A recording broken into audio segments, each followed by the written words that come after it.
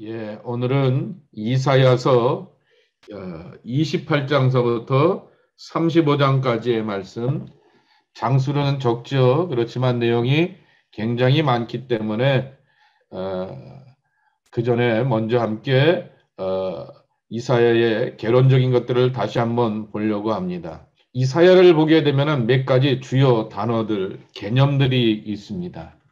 첫째가 뭐냐라고 하면 시온에 대한 이해입니다. 시온을 지리적으로 표현하고 물리적으로 표현하게 되면은 예루살렘을 시온이라 부르게 됩니다. 그 시온과 예루살렘을 시온으로 부르게 되면은 굉장히 어려운 난관에 부닥치게 됩니다. 기독교인들이 그러면 다 예루살렘에 살아야 되는 것이고, 또한 그 성전이 있는 뒤편산 시온산에 거주해야 됩니다. 성경은 시온이라고 하는 것, 그것을 향하여서 나아가고 하나님의 백성들이 지향하고 머물 수 있는 그러한 곳이 되어야 되는 것을 시온으로 이해하게 되었습니다. 여호와께서 계신 곳, 하나님의 구원의 장소로 의미하는 것이죠. 한 2주 전인가요? 제가 설교할 때 우리가 주일날 안식일을 지키면서 두 가지가 거듭나고 구원받아야 된다 그랬습니다. 하나는 나의 공간이고 또 하나는 나의 시간입니다. 내가 머무르고 일하고 수고하는 곳이 집이고 일터이고 삶의 현장입니다. 거기에서는 속고 속이고 사랑하고 미워하고 하하호호 웃는 소리와 함께 울면서 슬퍼하는 그러한 모든 애증의 것들이 가득한 것이 바로 우리의 삶의 공간입니다. 그 공간이 구원받아서 하나님의 생명 안에 새롭게 살아가야 하는 것이죠. 그래서 시온에 대한 이해도 마찬가지라고 하는 것입니다. 자, 성경을 한번 볼까요? 대표적인 것이 있다가 읽겠지만은 이사야서 30장 19절을 한번 보겠습니다. 시온에 거주하며 예루살렘에 거주하는 백성아, 너는 다시 통곡하지 아니할 것이라. 그가 내가 부르짖는 소리로 말미암아 내게 은혜를 베푸시되 그가 들으실 때에 내게 응답하리라 라고 이렇게 말씀하셨던 것입니다. 하나님으로 인하여서 회복된 사람들을 향하여 말씀하기를 바로 부르짖는 소리에 응답이 있겠다라는 그러한 말씀인 것이죠. 또 이사야서 31장 5절 유명한 말씀 아닙니까? 새가 날개치며 그 새끼를 보함같이 나 만군의 여호와가 예루살렘을 보호할 것이라 그랬습니다. 예수님께서 이 말씀을 인용하시면서 예루살렘을 향하여서 말씀하시지 않았습니까? 예수님이 이 말씀을 하시기 전에 통곡하며 우셨죠. 우리는 잘 압니다. 그들은 하나님의 약속의 백성이고 자기가 사는 공간은 하나님의 거룩한 구원의 공간이라고 말씀하게 되었지만은 그 속에 메시아를 받아들이지 않고 진정한 하나님의 약속 아래 있지 않기 때문에 이와 같은 실수를 범하게 되었던 것이죠. 그래서 다시 한번 설명한다고 하면은 시온을 지리적인 개념으로 이해하지 말자라고 하는 것이죠. 이 지리적인 개념으로 이해하게 되었을 때 역사 속에서 가장 큰 폐해를 느끼게 되었던 것이 소위 말하는 물리적, 이 지리적 시오니즘이라고 하는 것이죠. 그것은 지금도 여전히 이루어지고 있습니다. 예루살렘이 지금 평화의 땅이 아니죠. 팔레스타인과 함께 늘 다투고 전쟁하며 얼마 전까지만 해도 또한 치열한 그러한 잔인한 그런 피해 공로가 있는 곳입니다. 예수님이 십자가의 구속을 이루게 되었던 그 예루살렘의 거룩함이 바로 인간들의 야망 가운데서 이렇게 타락하게 되고 피 흘림으로 가득하게 되었던 그 이유가 무엇이겠습니까? 시오니즘을 자기들의 땅으로 이해하기 때문에라고 하는 것이죠. 아니죠. 하나님의 땅이고 하나님이 머물르시면 그 집이 거룩하고 그 땅이 거룩하고 그 예배당이 거룩해지는 것입니다. 그런 의미에서 시오니즘이라고 하는 것입니다. 두 번째입니다. 하나님께서 택하신 다윗의 나라라고 하는 것입니다. 여러분 사무엘하 7장 말씀해 보게 되면은 소위 말하는 다윗의 언약이 나오지 않습니까? 7장 1절 말씀에 다윗이 나는 정말 백향목 왕궁에 거하는데 하나님의 집은 천막 안에 있도다 라고 하면서 하나님의 집에 대한 그 간절함과 거룩함을 꿈꾸자 하나님께서 하나님 위주로 살려고 하게 되었던 이 다윗을 향하여서 축복하시게 되는 것이죠. 이 다윗의 나라가 무궁영원하리라 라고 말하게 됩니다. 그 다윗의 나라가 무궁영원하리라 라고 하는 것은 물리적인 피로서 맺어진 나라가 아님을 우리는 잘 알게 됩니다. 역사 속에서 다윗의 왕조는 실패를 경험하게 되고 망하기도 하였던 것입니다.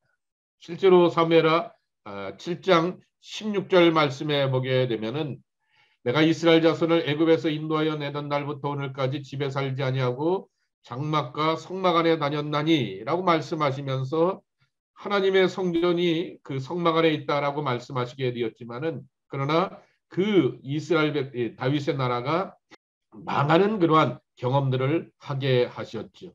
그들에게 주시게 되었던 것은 이스라엘 나라는 망하게 되고 다윗의 후손은 망할 수 있게 되지만은 그러나 하나님께서 선택하신 나라는 영원히 망하지 않는다라고 하는 것을 우리에게 가르쳐 주셨습니다.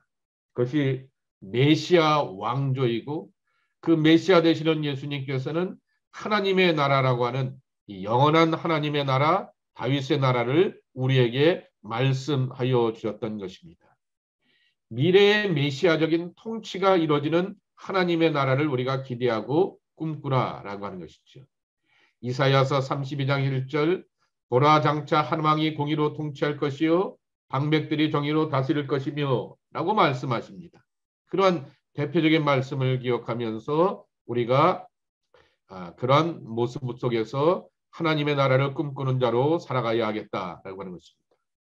세 번째로 이사야서를 보면서 또 하나 가져야 될 것은 역사 속에서 혹은 역사 안에서 이루어지는 하나님의 계획이라고 하는 것이죠. 아수르가 일어나서 북이스라엘을 치고 망하게 됩니다. 그리고 북이스라엘을 치게 되었던 아수르가 점점점 더 남하하면서 남유다를 향하여서 협박하게 되니까 히스기야나 다른 그러한 사람들이 나라를 지켜보려고 군사를 동원하고 해보게 되지만은 그 속에서 멸망을 경험하게 되는 것이죠.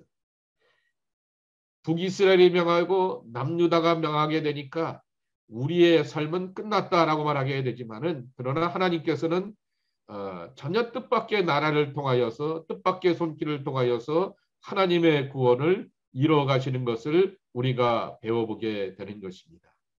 대표적인 것이 바로 요새 새벽마다 보게 되는 고레스를 통하여서 이루어지게 되었던 새로운 시대의 모습이었고 그리고 또한 하나님의 종들을 통하여서 이뤄가게 되는 종의 노래를 통하여서 그 은혜를 우리가 함께 경험하게 되는 것이죠. 이 땅에서 삶은 강자가 지배하는 정치 권력의 각주장이 아니라 민족들의 운명을 결정하고 역사를 경영하시는 여호와의 의지가 실현돼 가는 무대인 것을 보여주고 있는 것입니다. 만약에 강자들의 무대라고 한다면은 우리 미국한테 붙든지 중국한테 붙든지 강대국한테 살살 붙어서 살 길을 찾아가야 되겠죠.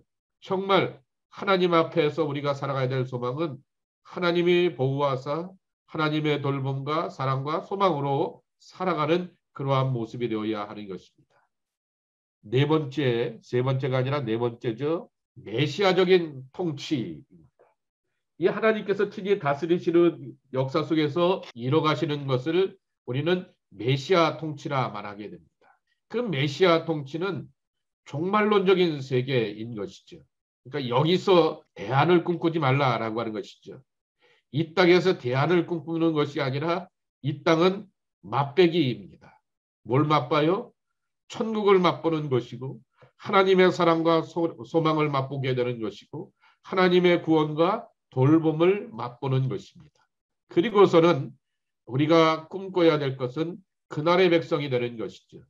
그날의 심판 가운데서, 그날의 구원 가운데서 나는 멸망당하지 않고 하나님 앞에서 구속받고 새날의 백성으로 살아가는 사람들이 되어야 하는 것입니다. 그때 필요한 신앙이 하나 있습니다. 남은 자들이라고 하는 그러한 신앙 고백이라고 하는 것이죠. 이사야서 2장 10절서부터 17절까지 보게 되면은 그날이라고 하는 표현이 또 반복하여서 나오게 됩니다. 11절에 그날, 12절에 보면 여호와의 날, 그리고 17절에 보게 되면은 다시금 그날이라고 나오게 됩니다.